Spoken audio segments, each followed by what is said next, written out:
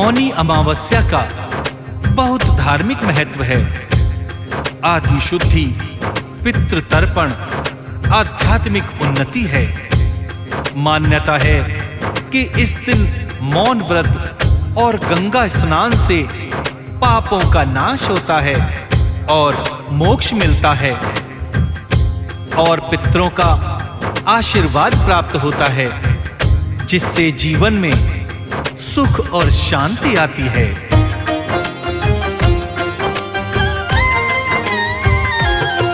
हम मौनी अमावस्या की तुमको कथा सुनाते हैं, पावन कथा सुनाते हैं। जो इस दिन दान करे उसके सब दुख मिट जाते हैं, हाँ दुख मिट जाते हैं। हम मौनी अमावस्या की तुमको कथा सुनाते हैं, पावन कथा सुनाते हैं। जो इस दिन दान करे उसके सब दुख मिट जाते हैं, सब दुख मिट जाते हैं। ये कथा है बड़ी महान, सुनकर होता कल्याण।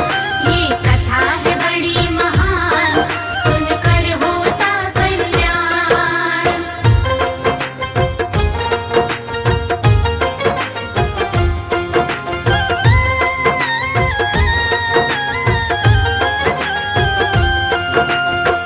मौनी अमावस्या एक ऐसा दिन है जब भक्त शारीरिक और मानसिक रूप से स्वयं को पवित्र करते हैं और अपने पूर्वजों को सम्मान देते हैं तथा आध्यात्मिक उन्नति के लिए मौन और दान का मार्ग अपनाते हैं।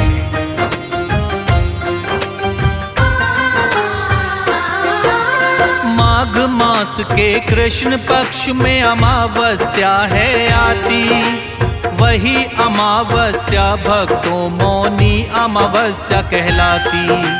मौनी अमावस्या के दिन मौन जो साधक रहता, मन शांत रहता है, इंद्रिय वश में वो है रखता। गंगा नदी में शुद्ध भाव से करता जो स्नान, पापों से उसे मुक्ति मिलती, हो जाता कल्याण। इस दिन पितरों को याद करके जो करता पिंडदान, उसके पितृ दोषों का भी हो जाता है समाधान। इस दिन पितरों के हम आशीर्वाद को पाते हैं, आशीर्वाद को पाते हैं। हम मौनी अमावस्या की तुमको कथा सुनाते हैं, हम कथा सुनाते हैं। ये कथा है बड़ी महान, सुनकर होता कल्याण। ये कथा है बड़ी महान, सुनकर होता कल्याण।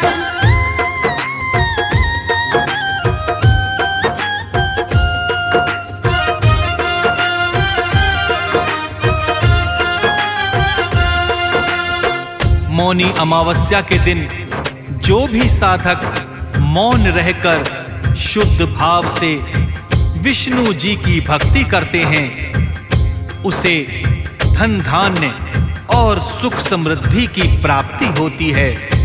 इस दिन दान करने से कुंडली के दोषों से भी मुक्ति मिल जाती है और इस दिन मौन व्रत करने से वाक सिद्धि प्राप्त होती है।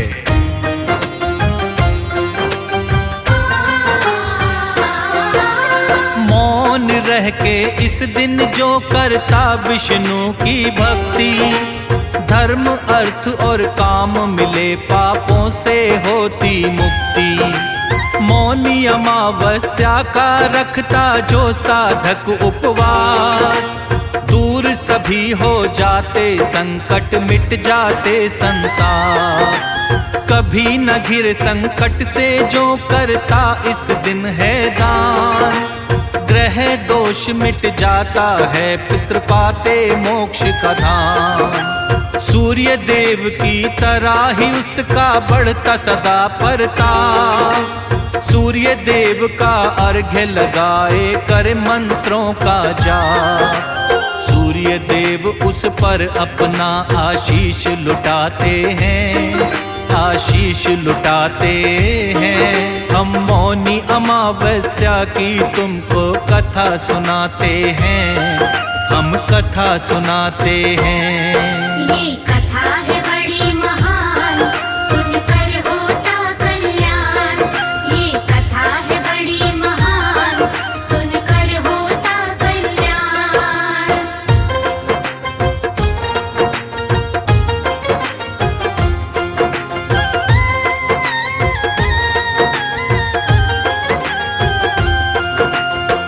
जो प्राणी मौनी अमावस्या का विधि विधान से व्रत करता है, व्रत की कथा सुनता है और यथाशक्ति दान करता है, उसको व्रत का उत्तम फल अवश्य मिलता है। मौनी अमावस्या व्रत कथा का अलग महत्व है और वो यह है कि पुण्य पाप के फल, पति पत्नी के सौभाग्य और अकाल मृत्यु का निवारण होता है। यह व्रत कथा हमें यह सिखाती है कि मौन व्रत, दान, पीपल पूजा, विष्णु जी की आराधना से प्राणी अपने कष्टों से मुक्ति पा जाता है। मौनी अमावस्या की पावन कथा क्या है? आओ इसका सभी मिलकर श्रवण करते हैं।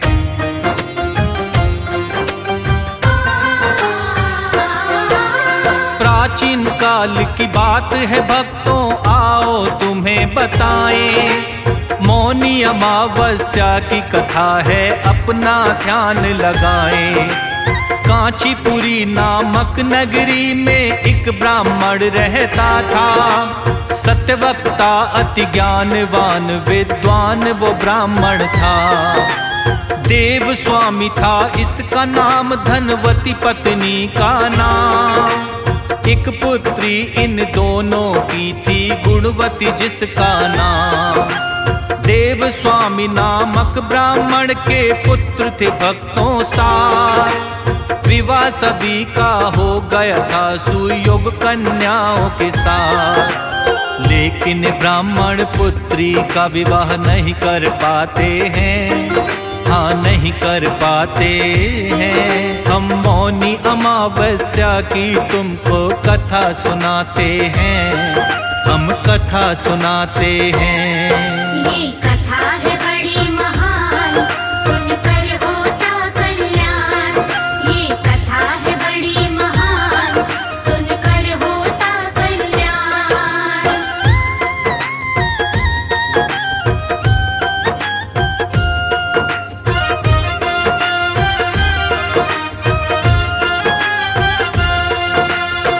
देव स्वामी ब्राह्मण के 7 पुत्र और 1 पुत्री थी। 7 पुत्रों का तो विवाह हो गया था, लेकिन गुणवती नामक पुत्री का विवाह नहीं हो पा रहा था। अपनी पुत्री के विवाह के लिए योग्य वर की तलाश हेतु अपने बड़े बेटे को परदेश भी भेजा, किंतु सफलता नहीं मिल पाई।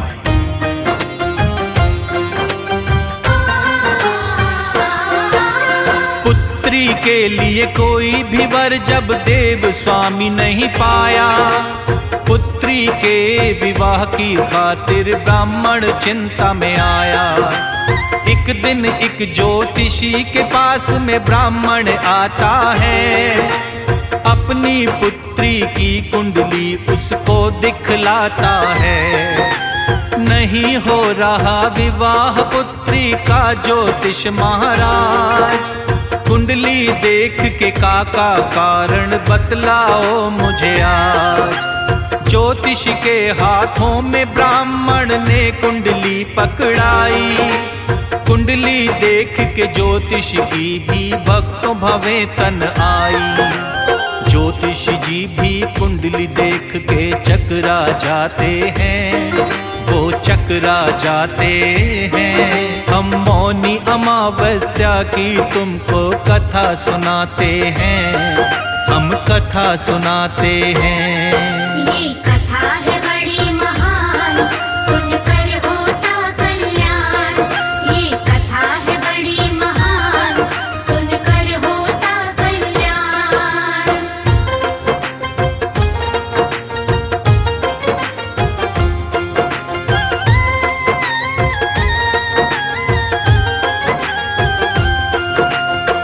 जब देव स्वामी ब्राह्मण को अपनी पुत्री गुणवती के लिए कोई सुयोग्य वर नहीं मिल पाया तो उसके मन में ये विचार आया कि क्यों ना पुत्री की कुंडली किसी ज्योतिषी को दिखलाई जाए। ये सोचकर ब्राह्मण गुणवती की कुंडली लेकर एक ज्योतिषी के पास जाता है और उससे कुंडली देखने के लिए कहता है। जैसे ही ज्योतिषी कुंडली देखता है वो भी घबरा जाता है और ब्राह्मण से कहता है,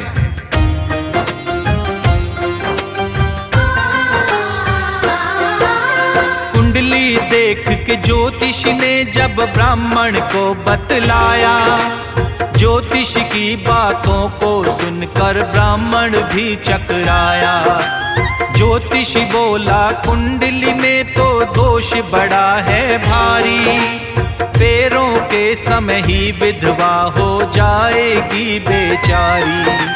हाथ जोड़कर ब्राह्मण बोला, कोई उपाय बताएं, जिस उपाय को करने से निवारण इसका हो जाए।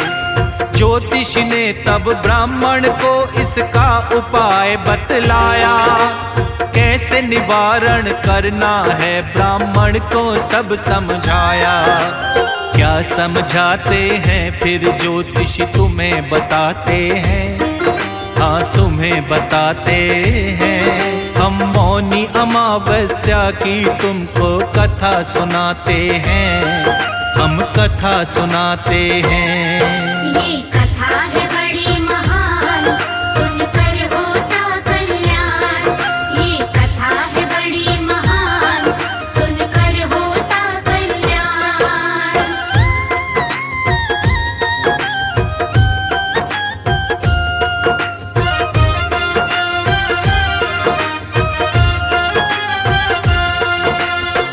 ज्योतिषी ने ब्राह्मण को जब बताया कि तुम्हारी पुत्री सप्तपदी होते होते ही विधवा हो जाएगी, तो ब्राह्मण इसका उपाय पूछता है।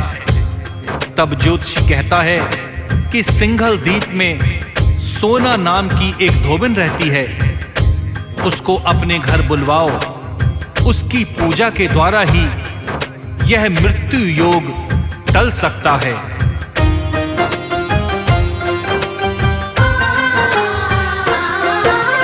ज्योतिष की बातें सुनकर ब्राह्मण ने किया ये काम, गुणवती के संग छोटे बेटे को भेजा सिंघल द्वीप धाम।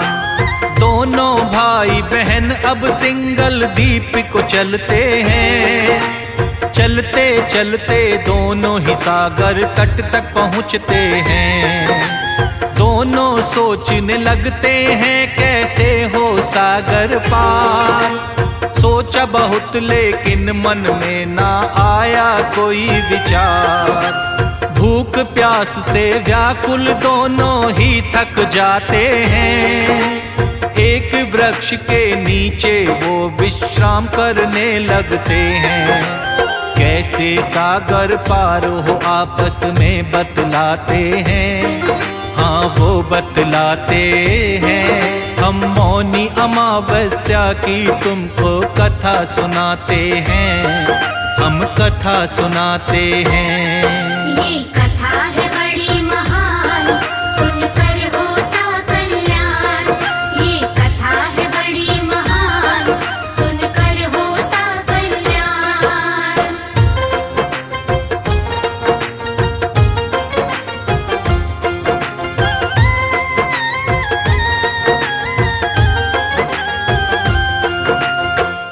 जिस वृक्ष के नीचे दोनों भाई बहन आराम कर रहे थे, उसी वृक्ष के ऊपर गिद्ध के बच्चे रहते थे।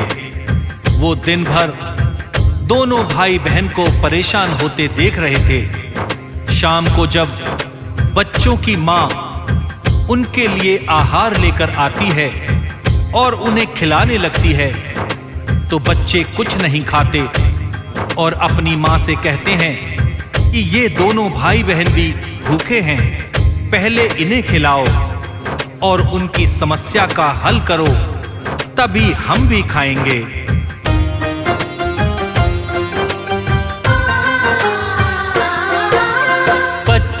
बातें सुन गिद्धनी आई इनके पास। आकर बोली जान ली मैंने तुम्हारे मन की बात। पहले भोजन कर लो तुम्हारी इच्छा पूरी करूंगी। सोमा के घर सागर पार मैं तुमको पहुंचा दूंगी। गिद्धन की बातें सुन करके हुआ इन्हें विश्वास। जल्दी पूरी हो जाएगी इनके मन की आस। हाथ जोड़कर दोनों ने फिर प्रेम से भोजन खाया। प्रातः होते ही गिद्धनी ने सोमा के घर पहुंचाया। रहने के लिए अब ये झोंपड़ी वन में बनाते हैं, हाँ वन में बनाते हैं। हम मौनी अमावस्या की तुमको कथा सुनाते हैं, हम कथा सुनाते हैं। ये कथा है बड़ी महान, सुनकर होता कल्याण। ये कथा है बड़ी महान, सुनकर होता कल्याण।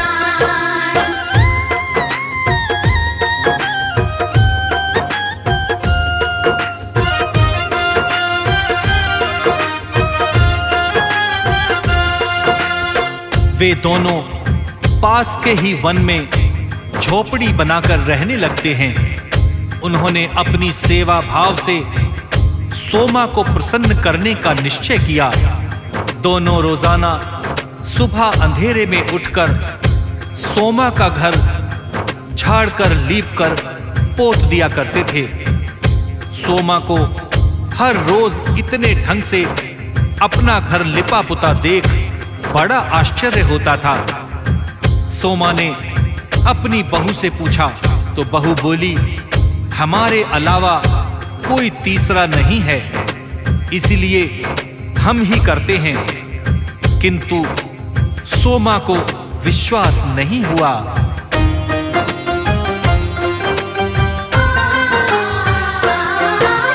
सोमा को अपनी बहू की बातों पे हुआ नहीं विश्वास।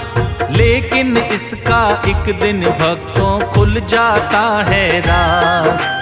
सोमा को दुख होता है कि सारे घर की सफाई एक ब्राह्मण की कन्या करती है और उसका भाई। सोमा ने उन दोनों से फिर इसका पूछा कारण। भाई बहन ने अपने मन की बतलाई उसे उलझन। आज से ही ये काम करो बंद, सोमा उनसे बोली। जो चाहोगे मुझसे तुम दोनों की सेवा करूंगी। अपनी सेवा भाव से वो सोमा को मनाते हैं, सोमा को मनाते हैं। हम मौनी अमावस्या की तुमको कथा सुनाते हैं, हम कथा सुनाते हैं। ये कथा है बड़ी महान, सुनकर होता कल्याण। ये कथा है बड़ी महान, सुनकर होता कल्याण।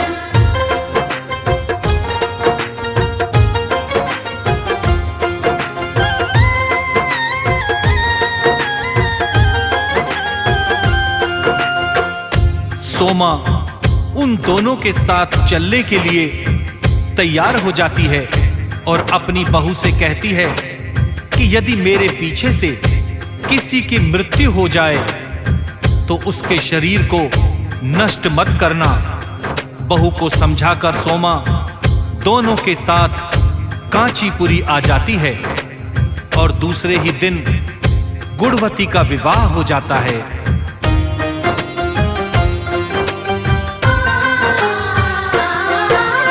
ब्राह्मण पुत्री गुणवती का अब विवाह हो गया था। सप्तपदी होते होते पति उसका मर गया था।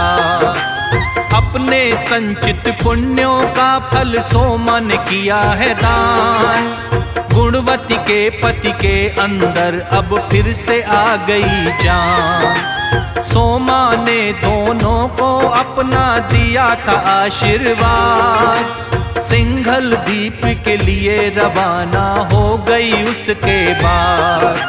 क्षीण हुए जब संचित पुण्य ये अनहोनी घटी थी। सोमा के पति पुत्र दामाद तीनों की मृत्यु हुई थी। निष्काम भाव से सेवा के फल व्यर्थ न जाते हैं, कभी व्यर्थ न जाते हैं। हम मौनी अमावस्या की तुमको कथा सुनाते हैं, हम कथा सुनाते हैं। ये कथा है बड़ी महान, सुनकर होता कल्याण। ये कथा है बड़ी महान, सुनकर होता कल्याण।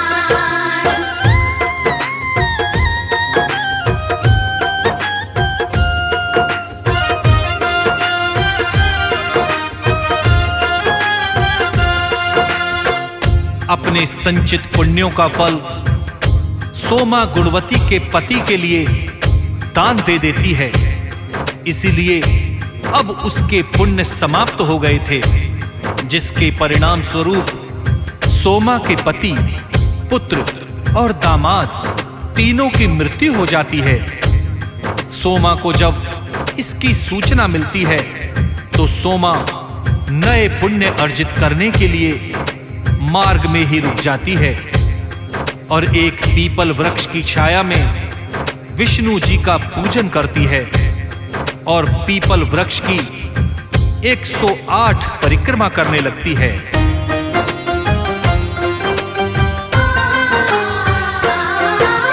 श्रद्धा भाव से विष्णु जी की करती है पूजा सोमा। पीपल वृक्ष की 108 लगाई फिर परिक्रमा। ऐसा करके सोमा ने फिर पुण्य कर लिए अर्जित। इतना करते ही पति पुत्र दामाद हो गए जीवित। विष्णु जी ने सोमा पर अपनी कृपा बरसाई। सुख वैभव दौलत शोहरत सोमा के घर में आई। निष्काम भाव से सेवा कर सोमा ने ये फल पाया। विष्णु जी की भक्ति करके अपना भाग्य जगाया। शर्मा के सब कष्टों को विष्णु जी मिटाते हैं, विष्णु जी मिटाते हैं। हम मौनी अमावस्या की तुमको कथा सुनाते हैं, हम कथा सुनाते हैं। ये कथा है बड़ी महान, सुनकर